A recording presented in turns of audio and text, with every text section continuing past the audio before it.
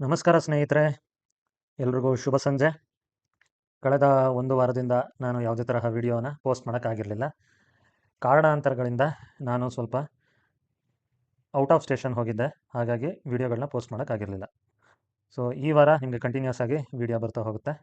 ಬನ್ನಿ ಇನ್ನೇನಕ್ಕೆ ತಡ, ಸೀದಾ ಮಾರ್ಕೆಟ್ನ ಒಂದು ಓವರ್ವ್ಯೂಯಲ್ಲಿ ಜಂಪ್ ಆಗೋಣ. ಸೊ ಮೊದಲಿಗೆ ನಿಫ್ಟಿ ಇವತ್ತು ಬಂದು 0.87%, ಅಂದರೆ 218 ಪಾಯಿಂಟ್ಸ್ ಮೈನಸಲ್ಲಿ ಕ್ಲೋಸ್ ಆಗಿದೆ. ನಿಫ್ಟಿ ಬ್ಯಾಂಕ್ ಬಂದು -1.91% ಕ್ರ್ಯಾಶ್ ಆಗಿದೆ. ನಿಫ್ಟಿ ಮಿಡ್ ಕ್ಯಾಪ್ 2% ಕ್ರ್ಯಾಶ್ ಆಗಿದೆ. ನಿಫ್ಟಿ ಸ್ಮಾಲ್ ಕ್ಯಾಪ್ 2.75% ಕ್ರ್ಯಾಶ್ ಆಗಿದೆ. ಸೊ ಅಡ್ವಾನ್ಸ್ ಡಿಕ್ಲೈನ್ ನೋಡಿದ್ರೆ, ಅಡ್ವಾನ್ಸ್ ಕಡೆ 229 ಸ್ಟಾಕ್ಸ್ ಇದ್ದರೆ, ಡಿಕ್ಲೈನ್ ಕಡೆ 2161 ಸ್ಟಾಕ್ಸ್ ಇದೆ. ಸೊ ನೀವು ಅಡ್ವಾನ್ಸ್ ಡಿಕ್ಲೈನ್ ನೋಡಿದಾಗಲೇ ಅನ್ಕೋಬೋದು, ಇವತ್ತು ನಮ್ಮ ಪೋರ್ಟ್ಫೋಲಿಯೋಗಳು ಫುಲ್ಲು ರೆಡ್ಡಲ್ಲಿ ಕ್ಲೋಸ್ ಆಗಿದೆ, ಅಂದರೆ ಲಾಸಲ್ಲಿ ಕ್ಲೋಸ್ ಆಗಿದೆ. ಸೊ ಇದು ಒಂದು ಓವರ್ವ್ಯೂ, ಅಂದರೆ ಒಂದು ಮೇಲ್ಛಾವಣಿ ನೋಡಿದಾಗ ಏನು ತಿಳಿಸುತ್ತೆ ಅದನ್ನು ತಿಳಿಸುತ್ತೆ.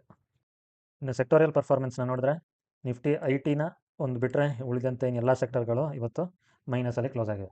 ಸೊ ನಿಫ್ಟಿ IT ಇವತ್ತು ಔಟ್ ಪರ್ಫಾರ್ಮ್ ಮಾಡಿದೆ ಮಾರ್ಕೆಟಲ್ಲಿ ಅಂತ ಹೇಳ್ಬೋದು.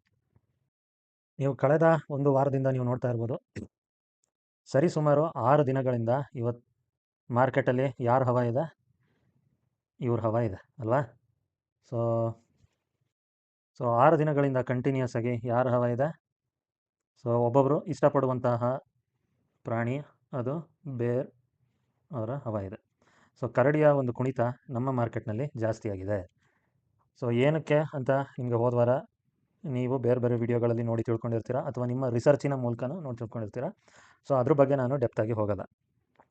ಸೊ ಇವತ್ತಿನ ಬೇರ್ ಮಾರ್ಕೆಟ್ ಬಗ್ಗೆ ನಾನು ಮಾತಾಡ್ತೀನಿ. ಹಾಗೆ ನಿಫ್ಟಿಯ ಒಂದು ಅನಾಲಿಸಿಸ್ ಕೂಡ ನೋಡೋಣ. ಸೊ ಒಂದು ಆರ್ಟಿಕಲ್ ಪಬ್ಲಿಷ್ ಆಗಿದೆ. ಈ ಆರ್ಟಿಕಲ್ ಮೂಲಕ ನಾವು ಕೂಡ ತಿಳ್ಕೊಳ್ಳೋಣ, ನಮ್ಮನ್ನು ನಾವೇ ಎಜುಕೇಟ್ ಮಾಡ್ಕೊಳ್ಳೋಣ ಬನ್ನಿ. So stock market crash. So ಏನು? Israel Iran war to FII outflows ಅಂತ ಇದೆ. So 5 reasons why Sensex Nifty plunge today amid volatility. ಇವತ್ತು ಮಾರ್ಕೆಟ್ನ ನೀವು ಸೂಕ್ಷ್ಮವಾಗಿ ಗಮನಿಸಿದರೆ ತುಂಬ ವಾಲಟಿಲಿಟಿ ಇತ್ತು, ಅಂದರೆ ತುಂಬ ಜಂಪ್ಸ್. ಒಂದೊಂದು ಸೆಕೆಂಡ್ಗೂ 30 ಪಾಯಿಂಟ್ ಕಮ್ಮಿ ಆಗೋದು, ಒಂದು 10 ಪಾಯಿಂಟ್ ಜಾಸ್ತಿ ಆಗೋದು, ಮತ್ತೆ 30 ಪಾಯಿಂಟ್ ಜಾಸ್ತಿ ಆಗೋದು, 20 ಪಾಯಿಂಟ್ ಕೆಳಗಿಳಿಯೋದು, ಈ ಥರ ಹ್ಯೂಜ್ ವಾಲಟಿಲಿಟಿ ಇತ್ತು. ಸೊ ಈ ಥರ ಮಾರ್ಕೆಟ್ ಇದ್ದಾಗ ಯಾರು ಬೆನಿಫಿಟ್ ಮಾಡ್ಕೊಂಡಿರ್ತಾರೆ? ಒಂದು ಟ್ರೇಡರ್ಸು ಬೆನಿಫಿಟ್ ಮಾಡ್ಕೊಂಡಿರ್ತಾರೆ ಅಲ್ವಾ? ಸೊ ಟ್ರೇಡರ್ಸ್ಗೆ ಈ ಥರ ಮಾರ್ಕೆಟ್ ಬಂದಾಗ ತುಂಬ ಲೈಕ್ ಆಗುತ್ತೆ, ಇನ್ವೆಸ್ಟರ್ಸ್ಗೆ ಲಾಸ್ ಆಗುತ್ತೆ. ಸೊ ಏನು ಅಂತ, ಯಾವ್ಯಾವ ರೀಸನ್ಸು ಏನಕ್ಕೆ ಅಂತ ನಾವು ನೋಡೋಣ ಬನ್ನಿ. So here are the top 5 reasons Y Nifty 50 and Sensex crash today. So ಮೊದಲನೇ ರೀಸನ್ ಬಂದು ಇರಾನ್ ಮತ್ತು Israel war, Jio political tensions in the middle East. So ನೋಡಿ, ಈ ಜಿಯೋ ಪೊಲಿಟಿಕಲ್ ನೀವು ಅನ್ಕೊಬೋದು ಅಲ್ಲಿ ಯುದ್ಧ ಆದರೆ ಇಲ್ಲಿ ಏನಕ್ಕೆ ಕ್ರ್ಯಾಶ್ ಆಗುತ್ತೆ ಅಂತ. ನೋಡಿ, ನಿಮ್ಗೆಲ್ಲರಿಗೂ ಗೊತ್ತಿದೆ, middle East countries Iran, Israel, Iraq, Saudi Arabia ಇವೆಲ್ಲ ಏನಿದ್ದಾವೆ, ಇವರು ತುಂಬ ರಿಚ್ ಆಗಿರೋದು ಆಯಿಲ್ಸಲ್ಲಿ. ಸೊ ಆಯಿಲ್ಸು ಸುಮಾರು ಕೆಮಿಕಲ್ ಇಂಡಸ್ಟ್ರಿಗಳಿಗೆ ಅದು ಒಂದು ರಾ ಮೆಟೀರಿಯಲ್ ಆಗಿರುತ್ತೆ. ಸೊ ಆಯಿಲಿಂದ ಮತ್ತು ಪೆಟ್ರೋಲಿಯಂ ತೆಗಿತಾರೆ.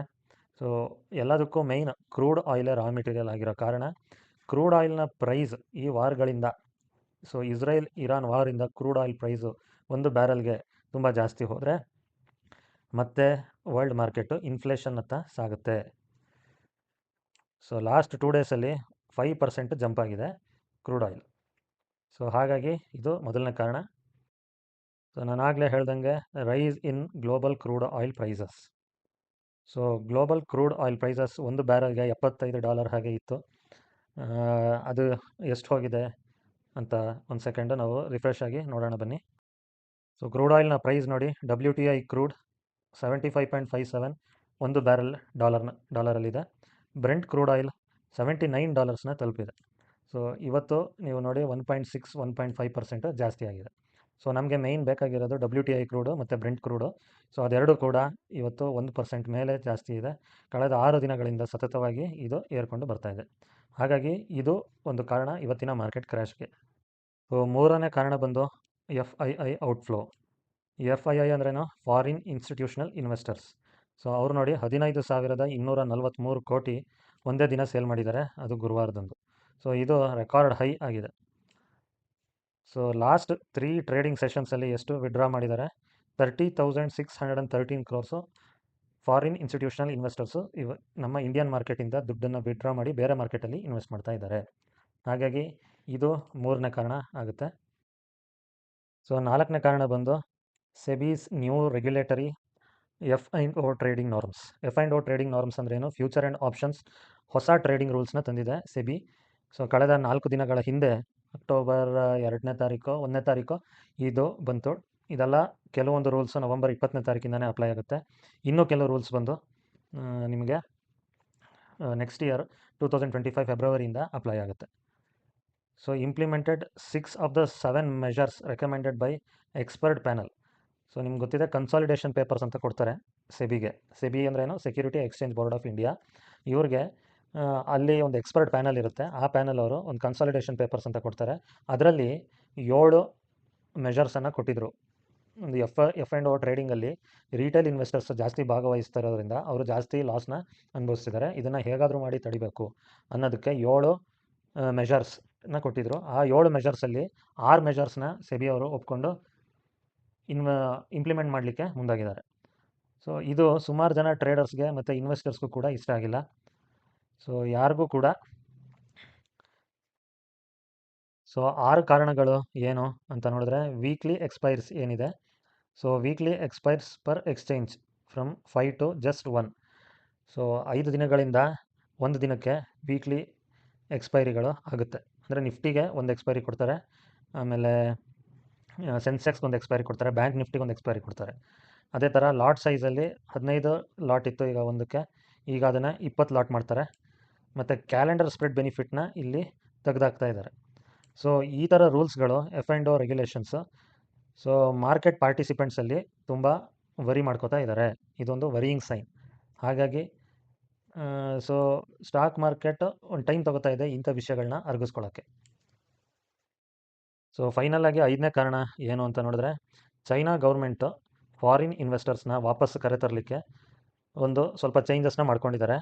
ಸೊ ಆ ಚೇಂಜಸ್ಸು ಫಾರಿನ್ ಇನ್ವೆಸ್ಟರ್ಸ್ಗೆ ಇಷ್ಟ ಆಗಿರೋ ಕಾರಣ ಸೊ ಮಾರ್ಕೆಟು ಶಿಫ್ಟ್ ಆಗ್ತಾ ಇದೆ. ಇಂಡಿಯನ್ ಮಾರ್ಕೆಟಿಂದ ದುಡ್ಡು ತೆಗೆದು ಚೈನೀಸ್ ಮಾರ್ಕೆಟ್ಸಲ್ಲಿ ಫಾರಿನ್ ಇನ್ವೆಸ್ಟರ್ಸು ಇನ್ವೆಸ್ಟ್ ಮಾಡ್ತಾ ಇದ್ದಾರೆ. ಸೊ ಮತ್ತು ಚೈನಾದ ಸೆಂಟ್ರಲ್ ಬ್ಯಾಂಕ್ ಏನಿದೆ, ಅವರು reserve requirement ratio RRR 50 basis ಪಾಯಿಂಟ್ಸಿಂದ ಕಟ್ ಮಾಡಿದ್ದಾರೆ. So releasing about 1 trillion yuan. ಅವ್ರದ್ದು ಯುವಾನ್ ಅನ್ನೋ ಕರೆನ್ಸಿ ಏನಿದೆ, ಸೊ 142 ಬಿಲಿಯನ್ ಕರೆನ್ಸಿನ ಅವರು ಲೆಂಡಿಂಗಿಗೆ ಬಿಡ್ತಾರೆ, ಅಂದರೆ ಬಿಸ್ನೆಸ್ಗೆ ಹೊರಗಡೆ ಬಿಡ್ತಾರೆ.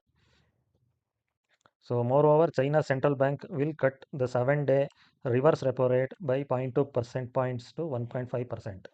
ಸೊ ಈ ಕಾರಣಗಳು ನಮ್ಮ ಇವತ್ತಿನ ಮಾರ್ಕೆಟ್ಗೆ ಕ್ರ್ಯಾಶ್ಗೆ ಕಾರಣ ಆಗಿದೆ. ಸೊ ನಿಫ್ಟಿಯ ಒಂದು ಟೆಕ್ನಿಕಲ್ ಚಾರ್ಟ್ನ ನಾವು ನೋಡೋಣ. ಸೊ ಈ ಚಾನಲ್ಲು ನಾನು ಅವತ್ತಿಂದ ಡ್ರಾ ಮಾಡಿದ್ದೆ. ನನ್ನ ಹಿಂದಿನ ವೀಡಿಯೋಗಳನ್ನ ನೋಡಿದ್ರೆ ಈ ಚಾನಲ್ನ ನಾನು ಡ್ರಾ ಮಾಡಿದ್ದೆ ಅಲ್ವಾ. ಸೊ ನೋಡಿ, ನಿಫ್ಟಿ ಈ ಥರ ಒಂದು ವೇವ್ ಪ್ಯಾಟ್ರನಲ್ಲಿ ಸಪೋರ್ಟ್ ರೆಸಿಸ್ಟೆನ್ಸಲ್ಲಿ ಮೇಲೆ ಹೋಗ್ತಾ ಇತ್ತು.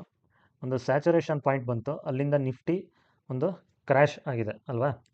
ಒಂದು ಚಿಕ್ಕ ಕ್ರ್ಯಾಶ್ನ ನಾವು ನೋಡಿದ್ವಿ. ಸೊ ಅಮೇರಿಕನ್ ಮಾರ್ಕೆಟ್ಸು ಅದ್ರ ಲೇಬರ್ ಡೇಟಾ ಬಂದಾಗ ಈ ಕ್ರ್ಯಾಶ್ನ ನಾವು ನೋಡಿದ್ವಿ. ಈಗ ಕಳೆದ 1, 2, 3 ಸೊ ಡೈಲಿ ಚಾರ್ಟಲ್ಲಿ ನೀವು ನೋಡಿದಾಗ ಕಳೆದ 3 ದಿನ, ಇವತ್ತು ಸೇರಿಸಿದ್ರೆ 4ನೇ ದಿನ, ಸೊ ಇದೆರಡನ್ನು ಸೇರಿಸ್ಕೊಂಡ್ರೆ 6 ದಿನ ನಿಮಗೆ ನಿಫ್ಟಿ ಫುಲ್ಲು ಕ್ರ್ಯಾಶ್ ಆಗಿದೆ ಅಥವಾ ಡೌನ್ ಟ್ರೆಂಡಲ್ಲಿ ಪರ್ಫಾರ್ಮ್ ಮಾಡ್ತಿದೆ ಅಂತ ಗೊತ್ತಾಗುತ್ತೆ. ಸೊ ಇನ್ನು ಎಲ್ಲಿವರೆಗೂ ಬೀಳ್ಬೋದು ನೋಡಿ. ಸೊ ನಿಫ್ಟಿ ಎಲ್ಲಿವರೆಗೂ ಬೀಳ್ಬೋದು? So first point already Nifty ಇಲ್ಲಿ ಟಚ್ ಆಗಿದೆ ಅಲ್ವಾ. ಸೊ ಫಸ್ಟ್ ಪಾಯಿಂಟ್ ಇಲ್ಲಿ ನಿಫ್ಟಿ ಸಪೋರ್ಟ್ ಡೌನ್ ಆಗಿದೆ. ಸೆಕೆಂಡ್ ಪಾಯಿಂಟ್ ಇಲ್ಲಿ. ಸೊ ಇಲ್ಲಿಗೆ ಬಂದು ನಿಫ್ಟಿ 25,000ನ ಕೆಳಗಡೆ ಬಂದು ಕ್ಲೋಸ್ ಆಗಿದೆ. ಸೊ ನೆಕ್ಸ್ಟ್ ಸಪೋರ್ಟ್ ಎಲ್ಲಿದೆ? ಸೊ ಮೂರನೇ ಸಪೋರ್ಟ್ ಬಂದು ಇಲ್ಲಿದೆ. ಸೊ ಇದರದ್ದು ಬಂದು 24,220.